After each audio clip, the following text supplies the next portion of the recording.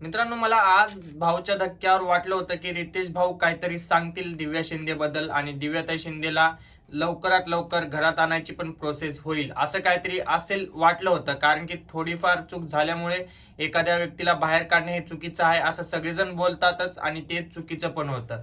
मित्रांनो, एक गोष्ट लक्षात घ्या की रितेश भाऊ जे आहेत ते मला असं वाटतं की दिव्याताई शिंदेला परत बिग बॉसच्या घरामध्ये घेतील. कारण की एक टास्कचा पण, कारण की आता ते एक धक्का पण देऊ शकतील असं वाटतंय मला. कारण आता उद्या एक युक्ती बाहेर टाकून त्यांना आतमध्ये घेतील. कारण मित्रांनो, त्याचं एकच आहे की हा सीझन 6 आहे तर ट्विस्ट फिक्स आहे, हे स्टार्टिंगलाच बोलले होते. त्याच्यामुळे मला असं फील होतंय की बिग बॉस सीझन 6 मध्ये परत दिव्याताई शिंदे दिसेल. तुम्हाला काय वाटतंय मित्रांनो? दिव्याताई शिंदेचा एक शब्द फक्त गलत गेलाय, हा ते गलत होतं, पण बाकीच्यांच्या पण धमक्या होत्या.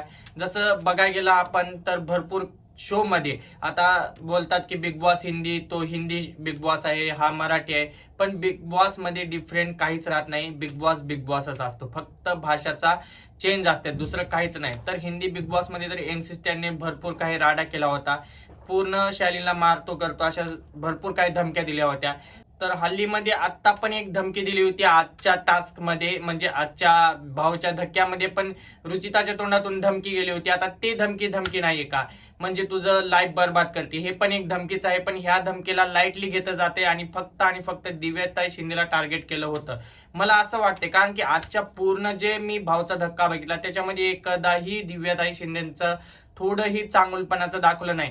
जर ह्यांना दाखवायचं असतं, जर एवढीच ह्यांना बाहेर बिग बॉसला वाटलं असतं की माझी इज्जत जाते हे वगैरे, बिग बॉस शोचा पूर्ण डाऊनफॉल होईल, हे जर ह्यांना भीती असती तर या लोकांनी दिव्याताई शिंदेचं ते कट पण करू शकले असते. कारण शो आहे आणि हे सगळे एडिट करून दाखवतात, ते भाग तेवढा कट करून पण ह्या लोकांनी दाखवू शकले असते. पण ह्या लोकांनी ते लोकांपर्यंत पोहोचण्यासाठी ते मुद्दाम भाग ठेवला आणि बिग बॉसचा इगो हर्ट झाल्यामुळे दिव्याताई शिंदेला बाहेर काढण्यात आलेला आहे. माझं तर एवढंच म्हणणं आहे की एक शॉकिंग न्यूज द्या, लोकांना ट्विस्ट पण कळेल आणि मजा पण येईल परत दिव्याताई शिंदे आतमध्ये गेल्यावर.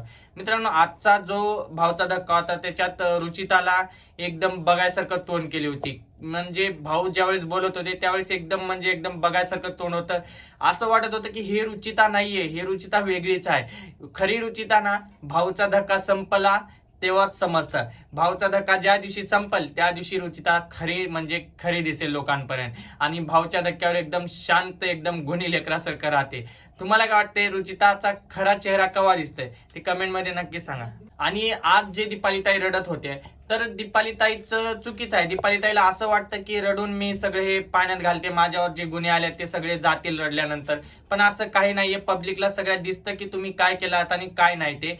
मित्रांनो, ज्यावेळेस सुरुचिताला दीपालीताई बोलत होते की मांडीवर हात मारून बोलत होते की मर्दानी खेळा, आता ते खेळावर जाणं, प्रोफेशनलवर जाणं हे ठीक आहे का? तुम्हाला काय वाटते?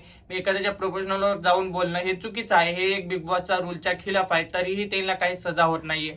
फक्त आणि फक्त एका व्यक्तीला सजा झाली आजपर्यंतच्या बिग बॉस मध्ये. कधीच असा कारणामुळे तर बाहेर कोणी गेलेलं नाहीये. फक्त एक व्यक्ती गेलेला आहे, ते म्हणजे दिव्याताई शिंदे.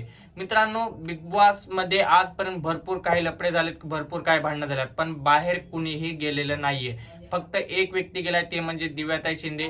आणि हे जे आणि हे जे दीपालीताई रडून नाटकं करून दाखवतात हे ऍक्टिंग आहे, एक नंबर ऍक्टिंग आहे. मला तर फक्त यांची हे ऍक्टिंगच वाटते. तुमचं काय मत आहे कमेंट मध्ये नक्की सांगा.